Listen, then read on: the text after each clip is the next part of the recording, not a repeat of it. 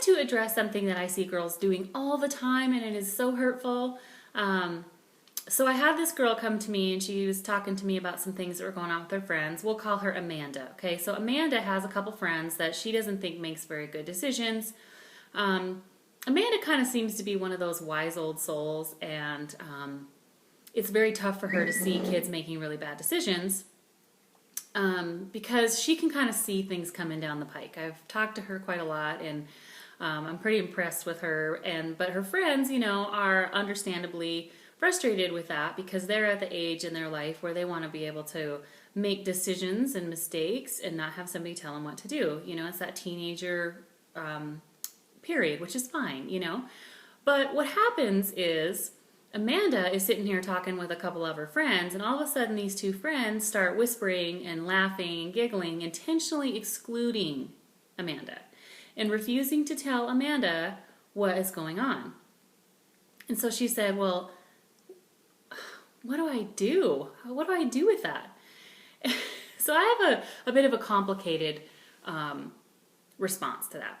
Your first question you need to ask yourself is, who are these girls to you? Okay? So are they the people that you want to be close friends with? How do they treat you normally? Is this happen all the time? How common? How much time do you spend with these guys at school and outside of school? Do you consider them really friends? Because the word friend is really tossed around freely pre-adulthood. When we get into adulthood, we start really being careful with who we say, this is my friend. Usually we say, oh, it's this lady I know, or this guy that I know, instead of my friend. And girls are always telling stories about my friend who treats them like dirt. Okay, so I'm going to give you a little bit of an analogy when you're trying to figure out who should be your friend in the first place. So let's say that you really want a dog, and you go down to the homeless shelter, and you're trying to pick out, man's best friend, right? And you get to the homeless shelter, and you have 3 dogs that you can look at. The first dog you come to is snarling and snappy, and you're just like, no, that's scary, right? And then the next one you come to is aloof, totally indifferent, ignores you, kind of like a cat, right? Cats own you, you don't own cats, right?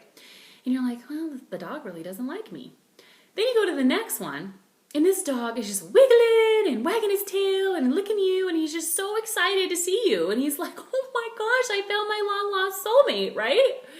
And you're like, oh, this is the perfect dog ever. They love me. I want that one, right? Okay, so let's apply this to friends. Oftentimes, girls are trying to make friends with the dog who is snapping and snarling and nasty. Think mean girl. Then you want to make friends with people who really don't give you the time of day. The one who is indifferent, and you're like, well, gosh, I don't want that dog because they don't want to be around me. But we don't apply that to our friend life, okay? And this is where girls get themselves into trouble with guys and girls. So, they go after a boy that is like indifferent or the nasty one. But what you are looking for with a friend is the one who is happy to see you, is curious about your day, is not wanting to exclude you. If you are around people that are always excluding you, find some new friends. And I know that that's really hard, and so many people have much anxiety that just goes through the roof over that, and I totally get it. But spend some time really thinking about it. Journal, write it down. Like, what are the pros and cons of this? What does it cost me to be in relationship with these people? And then proceed. So, long way around the barn to my answer.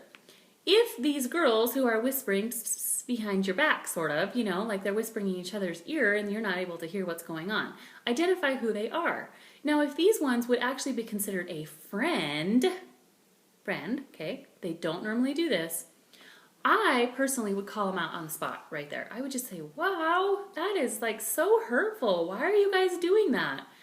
And just address it right away.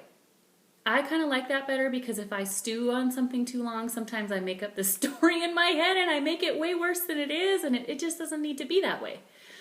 Now, if these are the girls that are indifferent, you got to find some new friends. If they're the snappy mean girls, you have to run away, run fast. Run, Forrest, run. Like, don't. You do not want to have that person in your life because all they're going to do is rip you to shreds like the dog at the homeless shelter, okay? So, anyway, I hope my analogy helps. Try to identify who these people are. That will help you identify how to handle it. So, anyway, I hope Amanda has a much better time with girls, and I hope this helps a lot of people because, oh my gosh, it's everywhere. It happens even when women are adults, and it's really sad. So, anyway, if you like it, hit the thumbs up. If you want to hit subscribe, please do. Please always send me questions, and I'll talk to you soon. Thanks. Bye.